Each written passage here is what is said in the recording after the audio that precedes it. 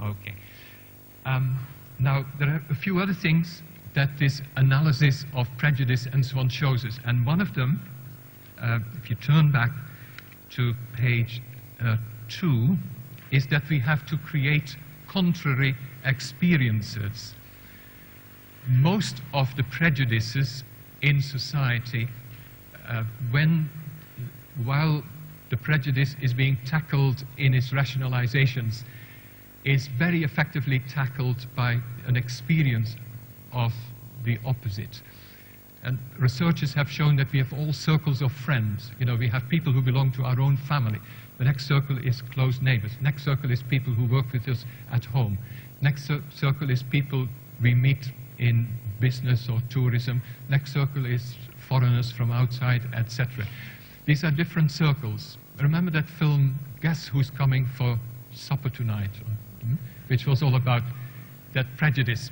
You know, people, Catholics who were quite open to equal rights for everyone, but they got the shock of their life when their beautiful, you know, daughter came home with a black man. That was a big shock, even though he was such a terrific fellow and a doctor and everything. And this is precisely what has to happen. We have to make women visible. So I've got a principle on that, which you find on the diagram, breaking down program number 5, diagram number 5. And I want to point out there, you find more details in my written out text, that there is so much more we can do to bring women to the fore, even by existing law. You know, women of the parish council, obviously members of the finance committee in the parish, preach in a church, be catechists, do catechetical formation, assist at marriages, administer things. They can hold parishes. But women are also allowed to hold all kinds of functions in the diocese. They can be members of the diocesan synod. They can hold functions in the diocesan administration. Now, this is not the end of the story, but wherever we see women, it's a good story.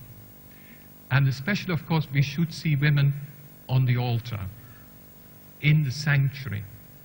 So even though it's only a first step, promote everything you can do to make women visible. That is one way of breaking down prejudice. Yesterday, when Reverend Rose was speaking, you know, what went through my mind is, if our bishops could only hear her speak. Eh?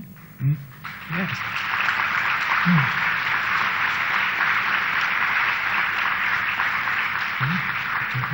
Nobody can deny, you know, the Holy Spirit and Christ being there.